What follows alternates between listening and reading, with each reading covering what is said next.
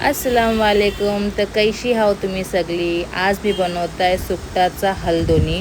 सुकटाचा हलदोनी Konkani dish सगळ्याला माहितीच आहे. बघून तुम्हाला समजलं असेल आणि मी जी भाषा बोलते त्यांनी पण तुम्हाला समजलं असेल की सुकटाचा हलदोनी बनतं आहे, ती पण बगीचा सुकट.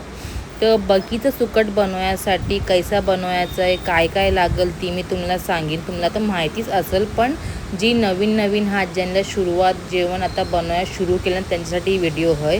तर चला बनवायचं सुकटाचा हलदोनी. तर सगळ्यात पहिले मी सुकट घेतला आहे बगीचा, ती साफ केल्यानंतर त्याला मी बेसपैकी धुवीन आणि धुयानंतर त्याला मी पाण्यातलं जरा फुगत ठेवीन. 10 ते 15 मिनटं पण बस जाईला तितका मी फुगत ठेवीन. जव पण तरी फुगते तेव्हा पण तर मी बनवीन मसालो. तर मसालो कार्यासाठी मी कुऱ्या मिऱ्याचा मसालो काढताय. त्यातला खोबरा नाही घेणार. तर कुऱ्या मिऱ्यासाठी मी मिऱ्या टाकली, लाल मिऱ्या, त्यानंतर लसूण टाकलो. लसणानंतर मी टाकीन हळदी पावडर, जरशी हळदी पावडर टाकीन. त्यानंतर मी ह्यातल्यानं टाकीन आगरी मसाला. ही तुम्हाला टाकायचं आहे टाका, नाही टाकलं तर काही प्रॉब्लेम नाही, मना पसंत आहे पर्सनली, त्यासाठी मी आगरी मसाला टाकत आहे. त्यानंतर ह्यातल्यानं टाकीन कढीपत्ता मोप जरुरी आहे. म्हावऱ्याचा हलदोनी असो साल्ला असो त्यातला मोप जरुरी आहे. आता मी जिरा टाक्या इसरला, ती मी अर्धा चम्मच, हाफ टेबलस्पून मी टाकीन जिरा टाकल्यानंतर ह्यातलं टमाटर टाकीन. 2 टमाटर इनफात इतक्या हलदोनीसाठी. तर 2 टमाटर टाकीन चॉप करून शना आणि पाणी टाकून बेस याला ऐसा मसालो कार्याचं होय.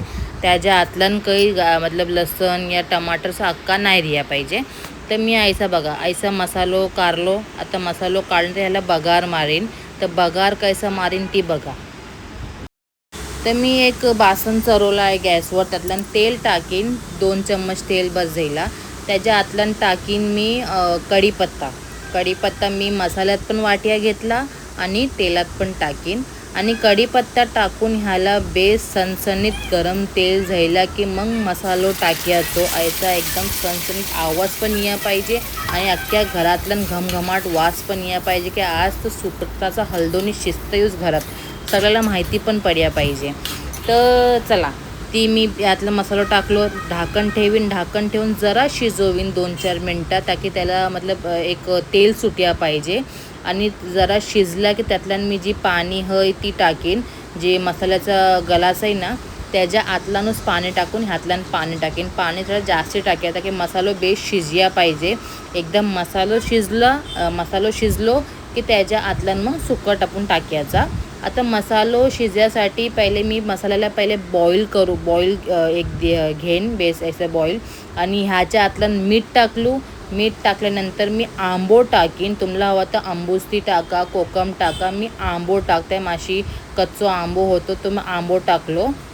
आता मसालो बेस आपण शिजवून घ्यायचो बघा.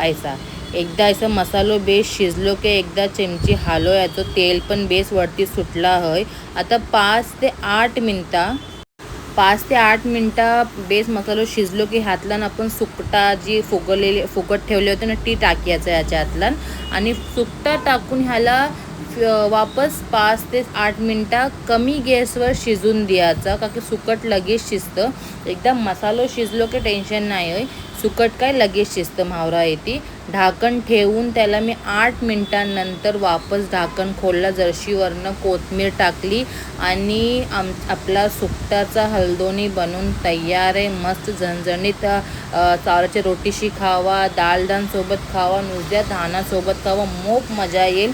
आणि माझा व्हिडिओ पसंत येतात तर अगर माझा व्हिडिओ तुम्हाला पसंत येतात तर प्लीज लाईक शेअर सबस्क्राईब करणं नको विसरू. आणि अगर कोकणीवर खलती बोलल्या जरा गलती झाली असेल तर सॉरी, का की कंटिन्यू कोकणी इतका बोलत नाही ना त्यासाठी. तर चला, व्हिडिओ पसंत तर please like share subscribe. Allah Hafiz, thank you.